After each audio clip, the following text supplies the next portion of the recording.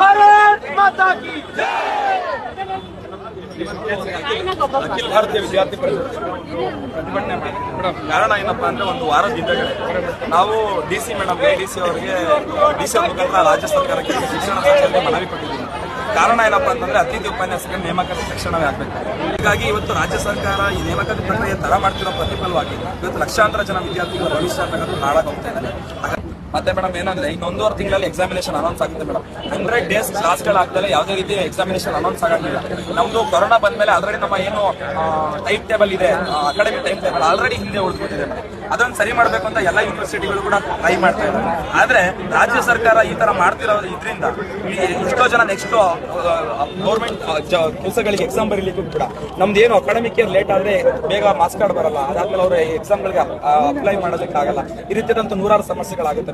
ಹಾಗಾಗಿ ನಾವು ಏನಕ್ಕೋಸ್ಕರ ಮಾಡ್ತಿದ್ದೀವಿ ಅಂತಕ್ಕಂಥದ್ದು ಸ್ವಲ್ಪ ಸರ್ಕಾರ ಮಟ್ಟಕ್ಕೆ ತಲುಪುವಂತ ನಿಮ್ಮ ತೊಂದರೆಗಳು, ನಿಮ್ಮ ಏನು ಇಶ್ಯೂಸ್ ಎಲ್ಲ ನಮ್ಮ ಮಾಡ್ತಾರೆ. ನಾವು ಯಾವ ಸರ್ಕಾರ ವಿರೋಧ ಯಾವ ಸರ್ಕಾರ ಪರವಾಗಿಲ್ಲ. 3 ವರ್ಷದಿಂದ ಸ್ಕಾಲರ್ಶಿಪ್ ಬಂದಿಲ್ಲ ಮೇಡಮ್ ಯಾವೊಬ್ಬ ವಿದ್ಯಾರ್ಥಿಗಳು. ಹಾಸ್ಟೆಲ್ಗಳಂತೂ ಯಾವ ಪರಿಸ್ಥಿತಿಯಲ್ಲಿ ಇದೆ ಅಂತ ನಿಮ್ಮ ಆಫೀಸಿಗೆ ಡೈಲಿ ಬರೋ ಲೆಟರ್ಗಳು ನೋಡಿದ್ರೆ ಗೊತ್ತಾಗುತ್ತೆ. 100 ಜನ ವಿದ್ಯಾರ್ಥಿಗಳು ಅಪ್ಲೈ ಮಾಡಿದ್ರೆ 30-40 ಜನ ವಿದ್ಯಾರ್ಥಿಗಳು ಹಾಸ್ಟೆಲ್ ಸಿಗುತ್ತೆ.